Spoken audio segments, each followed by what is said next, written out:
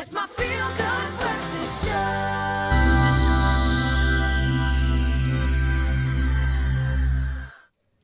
Welcome back. You're live with Expresso on a beautiful Friday morning.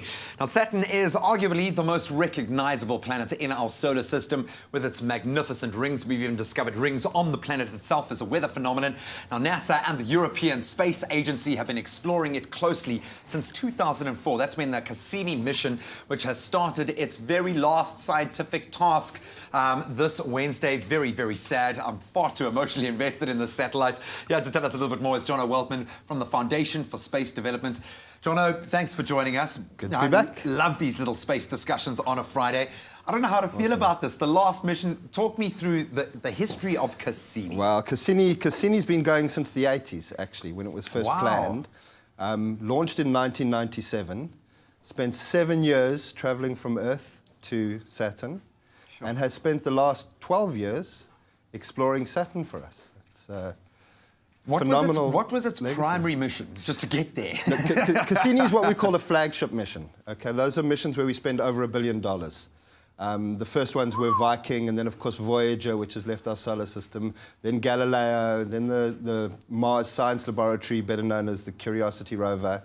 And Cassini is one of those flagship missions. So it's an elite satellite. Absolutely. Right there. Yeah. It was there to look for life and to explore potential habitable worlds, and we sent them off to all parts of our solar system, these flagship missions. And then we have smaller ones that have gone to other places, but this is a flagship. A lot of time out there, a lot of time close to a planet that we knew relatively little about beyond the rings surrounding it. What are some of the biggest discoveries that have come out of this little satellite's mission? What Cassini and Huygens have done has just been absolutely amazing in the last 12 years.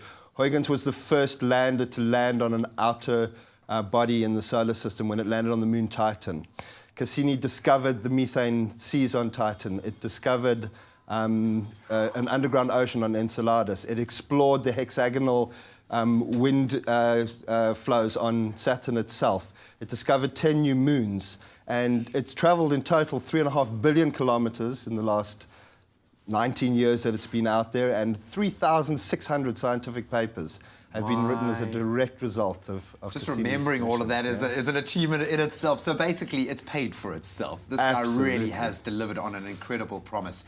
The final frontier, indeed. Of course, it's about to make a rather sorrowful final mission onto the surface of Saturn. And we'll get into the details of that. What do you think stands out as its greatest achievement very quickly? Wow, too many to mention, but I think the discovery of the atmosphere on Titan, that Titan might be a habitable world, and I think that's the most exciting thing to come out of it. And what's about to come, the final mission itself, exploring the rings. Oh, the final mission indeed. So we're going to get into that with Jono a little bit later. Time now to catch up with the latest on the news front.